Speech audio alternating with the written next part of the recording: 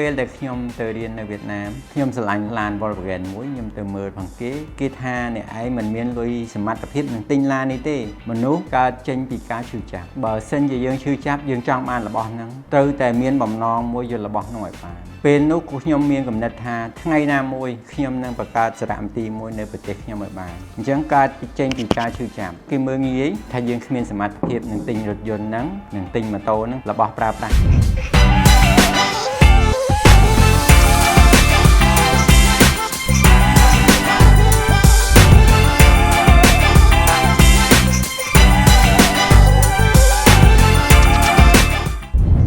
ឈ្មោះលីពេងហេងហៅតាឈួតឬក៏ហៅតាម7មករាជាម្ចាស់សារមន្ទីរវិមានសុខាហៅវិមានវិសាល Museum ប្រចាំនៅខេត្តសៀមរាបខ្ញុំចាប់ផ្ដើមសំរបស់ចាស់ដំបូងបំផុតមិនទាន់គិតថាមានគំនិតឈានមកដល់បើកសារមន្ទីរទេដល់សំដំបូងទៅជាលងទៅ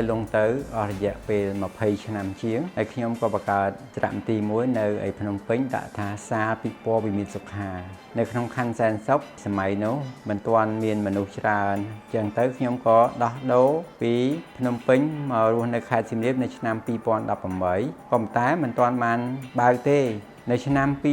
2020យើងប្រុងបើកនៅថ្ងៃទី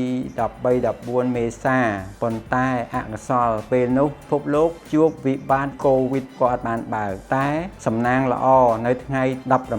17-18សីហាឆ្នាំ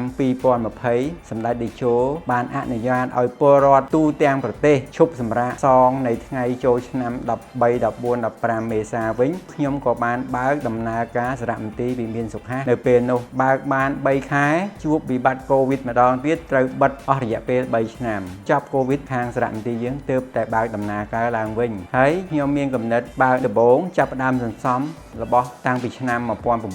1998រហូតមកដល់បច្ចុប្បន្ននេះនៅតែសន្សំដដែលអញ្ចឹងជីវិតអ្នកសន្សំអត់មានពេលបញ្ចប់ទេ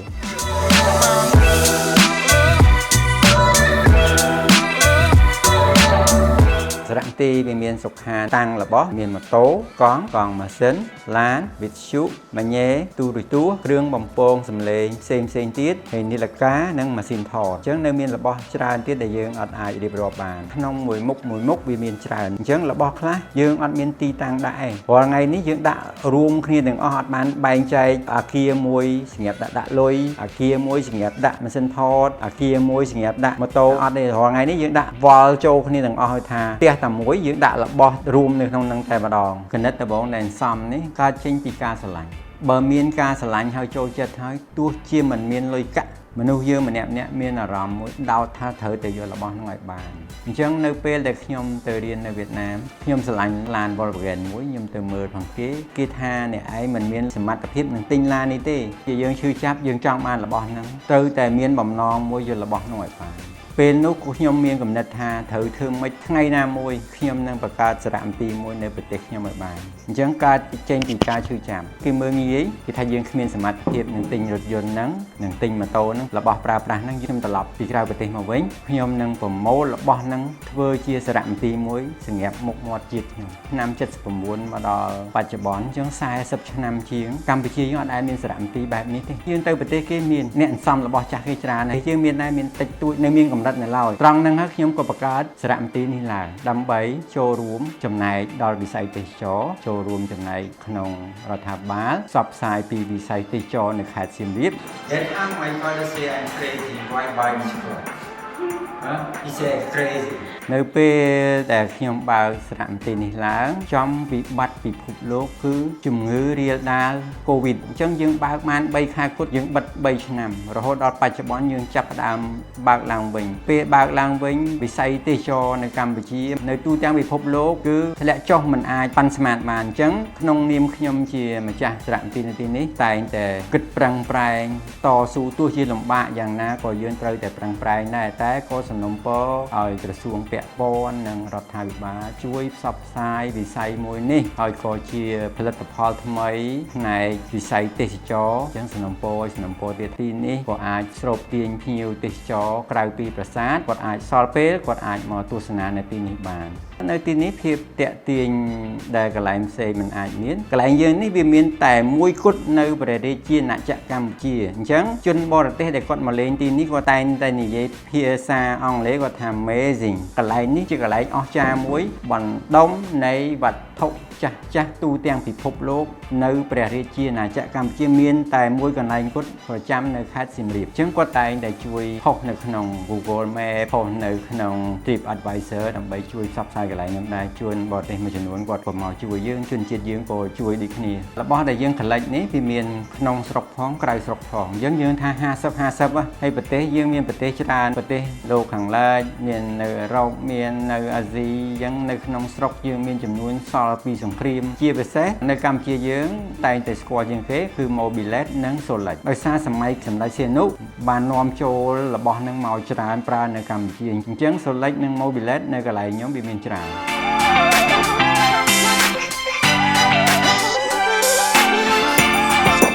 រាល់ថ្ងៃនេះយើងបានគិតគូរខ្លាំងនៅ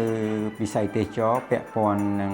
មុខរបរទេសចរអូតែលអាហារដ្ឋានសេវាកម្មជួលឡានសេវាកម្មជួលម៉ូតូសេវាកម្មទៅមើលប្រាសាទហើយសារមន្ទីរនេះយើងភ្ជាប់យើងតែងតែគិតឥឡូវនេះយើងបានទំនាក់ទំនងជាមួយក្រុមហ៊ុនខាង EXO ខាង Amansara ហើយក្រុមហ៊ុនមួយចំនួនទៀតតែដោយសារវិបត្តិសេដ្ឋកិច្ចពិភពលោកអញ្ចឹងអត់មានមនុស្សមកលេងទេសូម្បីតែក្រុមហ៊ុនចិនមានក្រុមហ៊ុន5សហការមកមើលទីនេះត្រូវលើក cancel ទាំងអស់យើងរងចាំបើសិនជាមានភ្ញៀវទេសចរចិនភ្ញៀវទេសចរកូរ៉េភ្ញៀវទេសចរជប៉ុនភ្ញៀវទេសចរវៀតណាមនិងថៃខ្ញុំសង្ឃឹមថាសារមន្ទីរមួយនេះវាអាចដំណើរការទៅមុខបានហើយខ្ញុំរាល់ថ្ងៃនេះក៏សង្ឃឹមនឹងពលរដ្ឋក្នុងស្រុកយើងខ្មែរជួយខ្មែរជនជាតិយើងមកម្នាក់ថតរូបមួយសន្លឹកហើយជនជាតិយើង10000នាក់វាអាចបាន10000ទឹក10000ព័ត៌មានវាអាចផ្សព្វផ្សាយទៅបរទេសបានទូលំទូលាយផងដែរអញ្ចឹងអរគុណដល់ពលរដ្ឋតែងតែមកថតរូបនៅទីនេះថ្ងៃអនាគតខ្ញុំចង់ឲ្យសារមន្ទីរវិមានសុខាហើយវិមានវិសាល Museum នេះទៅជាទ្រព្យសម្បត្តិប្រចាំ